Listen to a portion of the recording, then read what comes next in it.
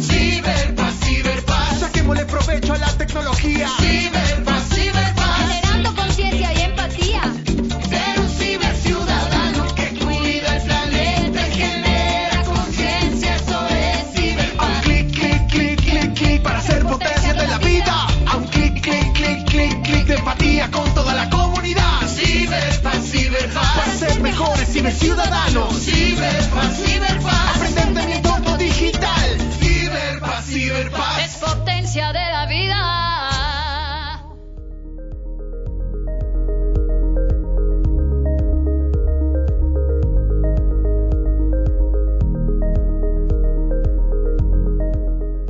Hola a todos nuestros queridos oyentes. Bienvenidos y bienvenidas a esta conversación.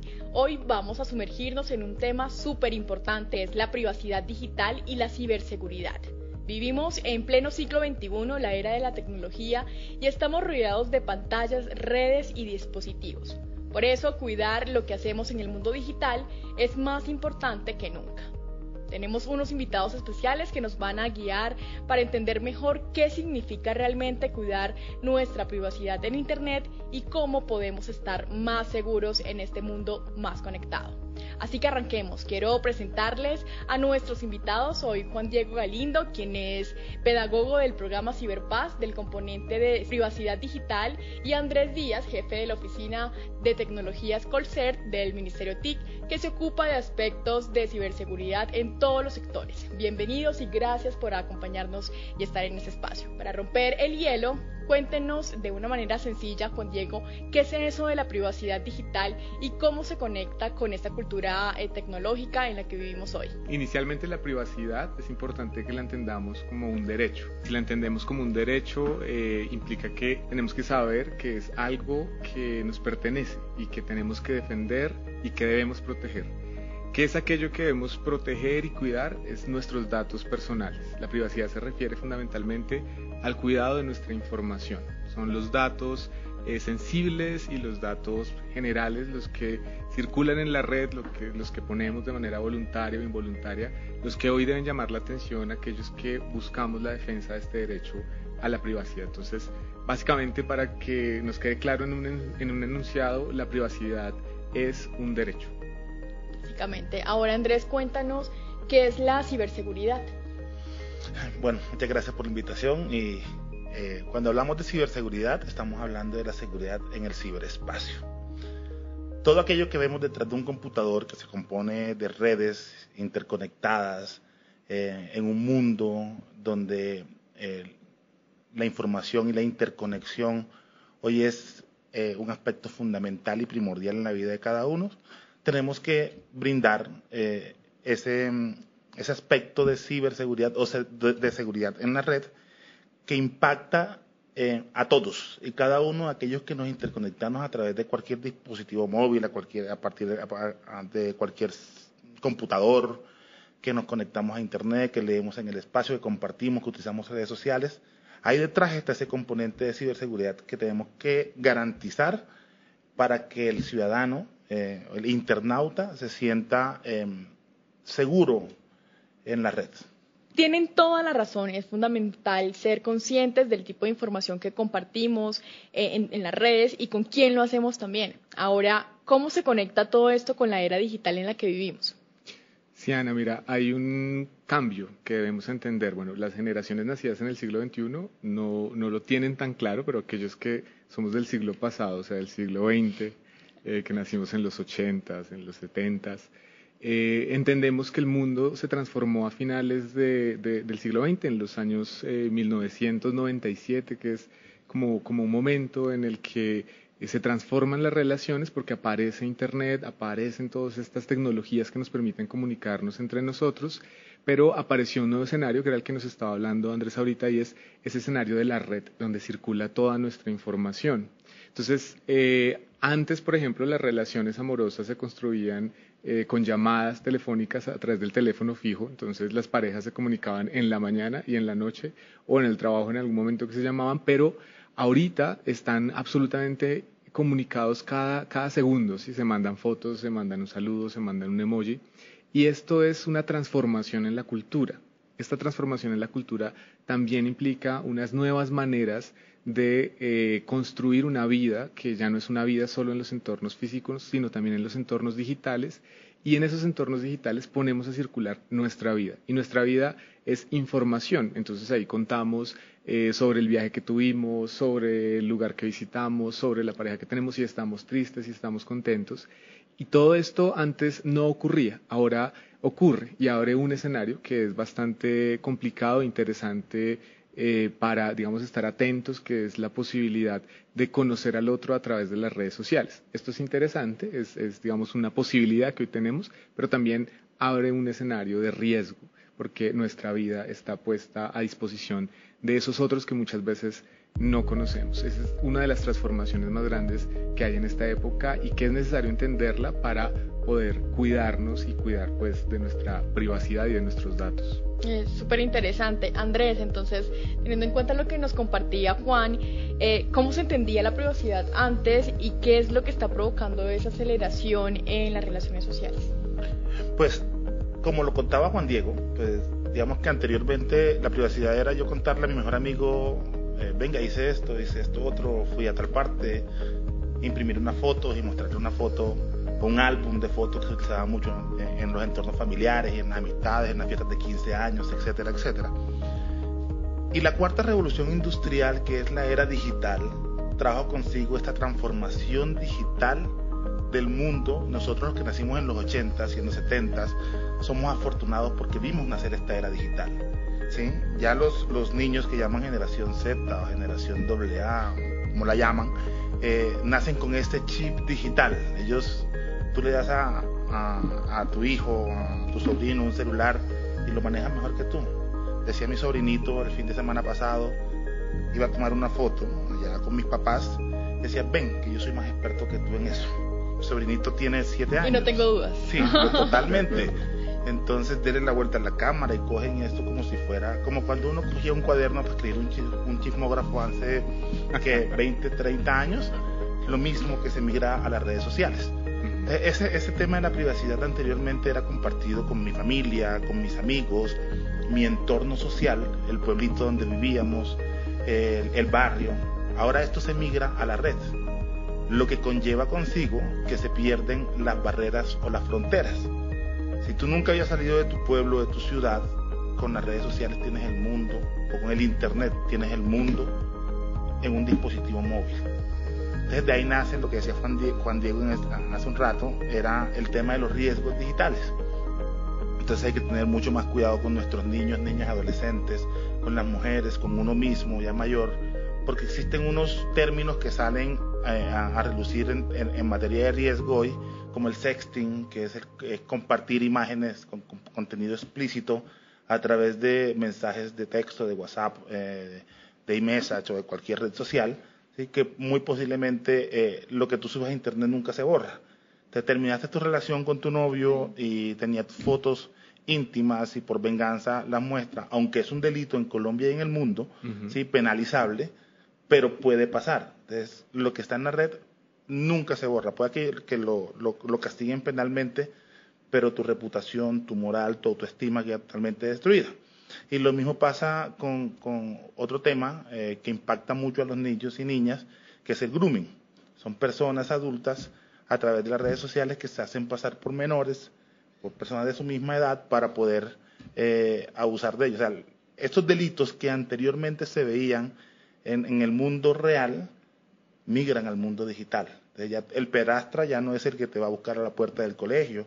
El pedrastra es el que ahora a través de grooming y redes sociales te endulza para poder cometer su delito.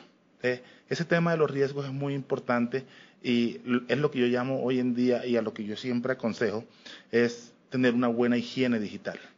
Cuando hablamos de higiene digital es estar, digamos que el mismo higiene que tú tienes en tu vida diaria física, también tienes que tenerlo en materia digital. Son cuidados. Sí, son cuidados.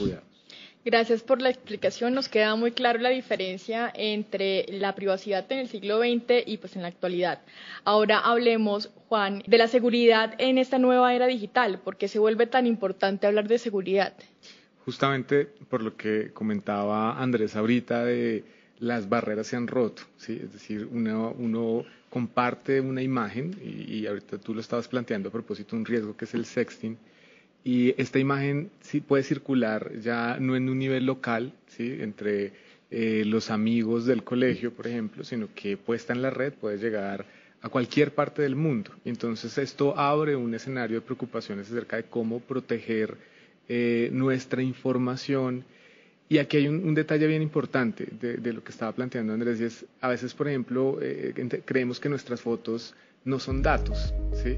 Y entender que la selfie que nos sacamos, que se vuelve un ejercicio a veces constante de reconocimiento de uno muchas veces, pero también es entregar información todo el tiempo, no solo a los ciberdelincuentes, sino también a la industria tecnológica, que tiene también, digamos, unos intereses en los contenidos que se publican, porque esta industria pues se alimenta de los contenidos que nosotros generamos libremente. Entonces yo subo mi foto y con mi foto, por ejemplo, se pueden alimentar algoritmos de inteligencia artificial que empiezan a configurarse para poder definir formas de rostros, dimensiones de los rostros, tonos de piel.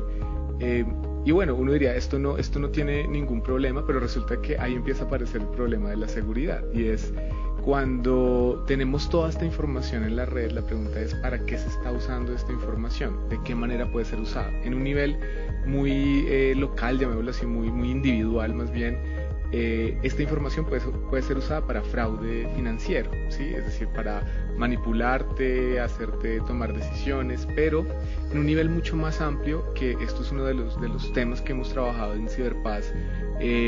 Lo que busca esta gran recopilación de información a veces es la manipulación de la opinión, y esto es muy complicado porque a veces creemos que deseamos cosas porque es auténtico nuestro deseo, pero muchas veces nuestros deseos, nuestros odios, la gente que no nos gusta, las cosas que no queremos, son producidas por las mismas redes en ese perfilamiento que se hace a través de los datos. Entonces hay un escenario en el siglo XXI de preocupación y que cada vez crece más. Por ejemplo, ahorita con los escenarios que se van a desarrollar mucho más adelante, las computadoras cuánticas, es cómo se protege la seguridad de las personas, cómo protegemos nuestros datos. Entonces, por eso el tema de la seguridad es un tema que es prioritario, y que es un tema prioritario de la ciudadanía. Es importante que como ciudadanos entendamos que la seguridad, está en nuestras manos desde que manejamos las redes sociales y somos quienes ponemos la información ahí, pero también necesitamos exigirles al Estado y a sus instituciones que construyan reglamentaciones, que estén muy pendientes para proteger nuestra privacidad y no exponernos a estos riesgos que contaba un poco a nivel individual, pero a nivel social también, que pueden ser muy complicados. Y es que ahí empezaríamos nosotros a hablar de la huella digital, ¿no? Uh-huh. Y también por qué es tan importante proteger nuestra intimidad como medida de seguridad. Pues así como lo decía Juan Diego, cuando el producto es gratis, realmente el producto eres tú, ¿sí? Entonces, esa huella digital que tú construyes es tus gustos, tus preferencias, qué lugares visitas en la red, cómo lo haces, cuánto tiempo. ¿Para qué? Para que ese consumidor digital que eres, el productor te pueda mostrar realmente lo que tú quieres ver, en lo que te gusta, cuál es tu enfoque. Entonces, si ves zapatos, pues te va a mostrar publicidad de miles de marcas de zapatos. Te dicen por ahí que no, yo estaba hablando de coches y de pronto el celular me comenzó a mostrar coches. Entonces, son cosas que en Internet, la gran industria de las redes sociales se volvió, digamos, que un marketing digital de acuerdo a tus gustos. Eso constituye una huella digital. Todo lo que tú haces en Internet jamás desaparece. Claro. Ahí me gustaría agregar dos cosas frente a la huella digital, que tengamos claro que se construye bajo dos registros, los datos voluntarios y los datos involuntarios. Los datos voluntarios son estos de los que nos hablaba Andrés, la foto que subimos, el like que damos, lo que compartimos en redes, lo que compramos en línea, toda la información de la que somos conscientes que nosotros tomamos la decisión de hacerlo. Pero hay también algo que son los datos involuntarios, y de estos no somos muy conscientes nosotros. Por ejemplo, cuando estamos navegando en Instagram o en cualquier red, y nos detenemos un segundo en una imagen, esto se vuelve ya en un dato, porque el algoritmo está capturando el tiempo que tú, de la velocidad que tú vas consultando la información. La publicación, sí. Y sobre esto es que se construye esto de lo que hablaba Andrés, de los patrones de conducta. Y esos patrones de conducta son complicados porque no sé si recuerdan un caso que sucedió hace unos años, justo en las elecciones de Estados Unidos, con Donald Trump, que se contrató la empresa de Cambridge Analytica, y esta empresa contrata, digamos, un software que han construido para una lectura de personalidad de las personas. Las personas accedieron a esto y resulta que en los términos y condiciones que ellos aceptaron había una cláusula que autorizaba el acceso no solo a sus datos de sus redes sociales, Facebook en particular, sino a los datos de terceros, es decir, todos los amigos que ellos tenían. Y con toda esta información que ellos recopilaron, tanto datos voluntarios como involuntarios, pudieron encauzar la campaña electoral en 2016. Y un dato más ahí que lo que estaba hablando Andrés, y es el algoritmo produce algo que llamamos el filtro burbuja, ¿sí? El filtro burbuja es uno de los riesgos éticos de la inteligencia artificial que hoy tenemos que estar discutiendo como ciudadanía. Es un poco que solo aparece aquello que responde al criterio que yo tengo o a la lectura que yo tengo del mundo, dado que el algoritmo, como me lee mi conducta a través del patrón de consumo de contenidos, pues solo me muestra eso, porque él sabe que a usted le gusta esta música, esta posición política, esta información. Entonces esto es muy riesgoso porque digamos que el gran éxito de Internet, como se vendía, era que era la ventana al mundo, al universo, a toda la información posible, y resulta que el algoritmo lo que ha hecho es reducir esa posibilidad. Entonces cuando usted va a buscar algo, lo que hace inmediatamente es que le muestra aquello que responde a su patrón de consumo y no en realidad un acceso abierto a toda la información. Entonces esas, digamos, son discusiones que tienen que ver con la privacidad, porque ese enjaulamiento que produce el filtro burbuja se produce a partir de los datos que se están capturando de nosotros y que a veces no somos conscientes que eso que nos aparece ahí responde a la conducta que hemos construido en Internet. Andrés, ¿qué podemos hacer si identificamos que nuestra privacidad está siendo violentada? Bueno, digamos que el Estado colombiano ha venido avanzando mucho en eso. Nosotros contamos con una legislación bastante fuerte en este momento, como es la Ley 1581 de 2012, que es la Ley de Protección de Datos Personales, ¿sí? Si tú ves que esa información, sea pública, privada, semiprivada o sensible, está siendo vulnerada de una u otra manera, o fuiste víctima de una suplantación o de un ataque informático a alguna de tus redes sociales, te la robaron, están suplantándote, pidiendo plata, que eso es muy común, que le roban el perfil de Facebook y comienzan a decir a los amigos, tengo la tía Incluso enferma, por WhatsApp favor. Sí, también. WhatsApp, cualquiera, son todas o sea, nada es infalible. En caso tal de eso, existen las unidades de delitos cibernéticos en la Policía Nacional, con el 123 pueden marcar, a través de nosotros como Colcer, que es el Centro de Respuesta a Emergencias Cibernéticas del país, tenemos un margen mucho más amplio, pero en materia de Estado, ¿sí? Protección de las instituciones, protección de la soberanía estatal en el ciberespacio. La ciudadanía puede instaurar una denuncia ante Fiscalía también. ¿Por qué? Porque el Código Penal también fue actualizado ya para considerar los delitos informáticos como unos delitos penalizables, y entre ellos está la vulneración a la privacidad de la información, a la protección de datos personales, a la suplantación, acceso abusivo a sistemas de información. Entiéndase la red social como un sistema de información. Todo lo que sea transaccional es un sistema de información. Entonces tú debes tener claro, en caso tal de que algo te pase, puedas acceder, digamos, a esta clase de instituciones para que podamos proteger y podamos restablecer tus derechos en materia digital. Sí, yo ahí para complementar, porque en Ciberpaz trabajamos en articulación con la Policía Nacional y con el bienestar familiar.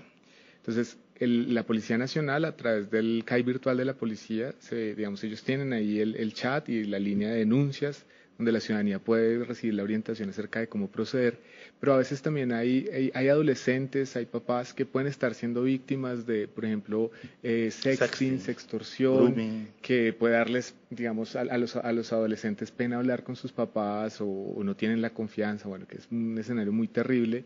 Pues está la línea del bienestar familiar del 141, que es una línea que, digamos, es maravillosa en el país porque le brinda toda esta asesoría a los jóvenes, a los niños. No necesitan que un adulto llame a la línea, ellos pueden llamar directamente y van a recibir tanto asesoría psicológica como directrices acerca de cómo empezar un proceso de restitución de derechos, de denuncia. Entonces, digamos, Colombia tiene esos canales que son fundamentales, y desde Ciberpaz siempre los promovemos porque sabemos que hay muchos que no nos cuentan, que no sabemos, pero que es importante que sepan que hay esas posibilidades de encontrar ayuda en estas líneas.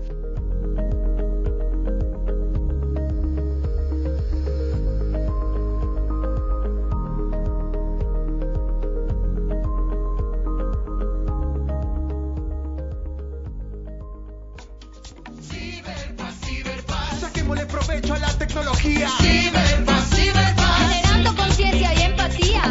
Ser un ciberciudadano que cuida el planeta y genera conciencia, eso es Ciberpaz. A un clic, clic, clic, clic, clic para ser potencia de la vida. A un clic, clic, clic, clic, clic de empatía con toda la comunidad. Ciberpaz, para ser mejores ciberciudadanos. Ciberpaz, aprender de mi entorno digital. Ciberpaz. Es potencia de la vida.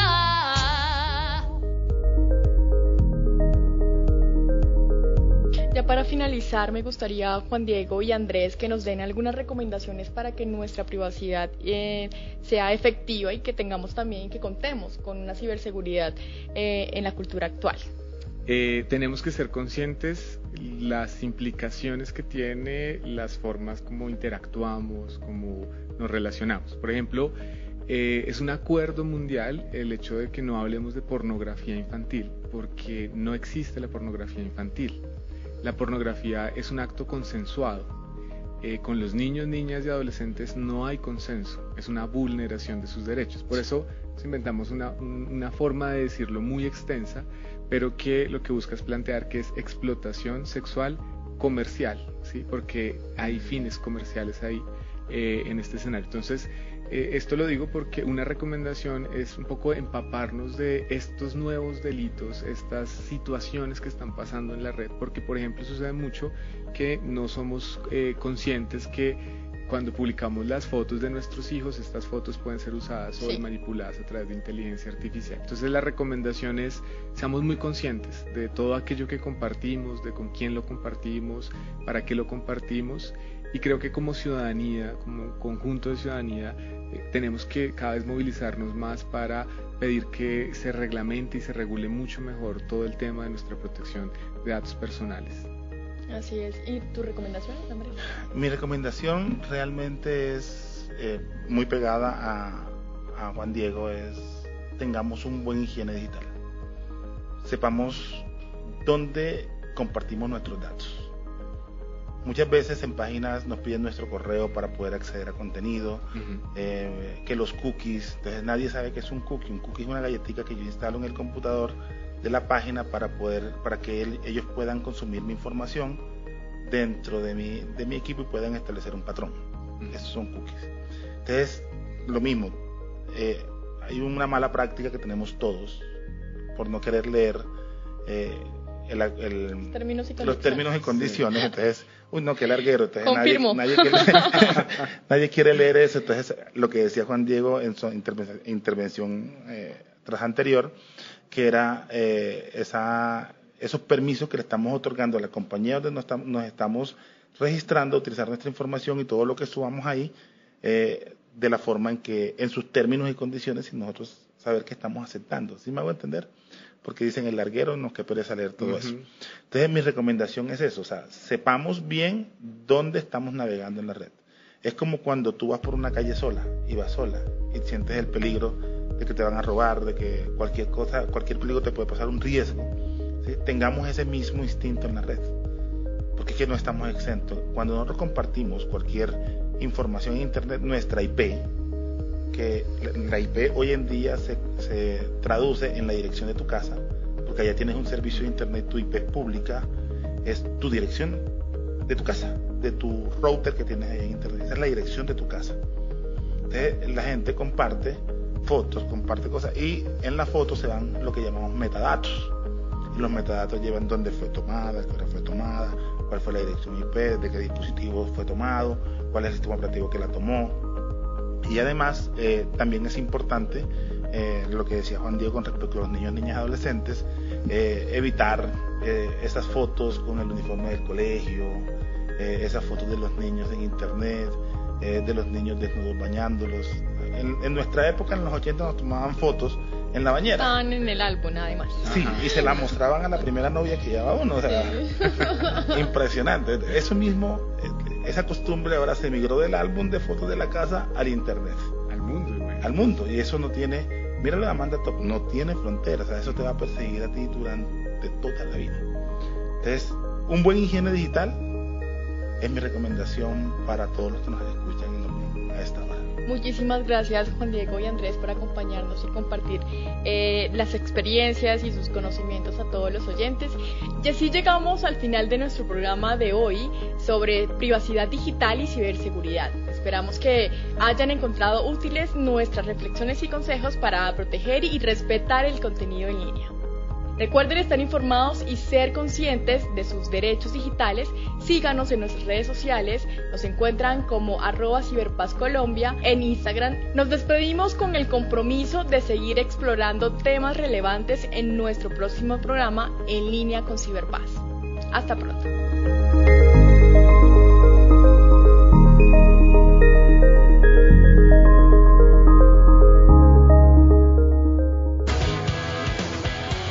Ministerio TIC,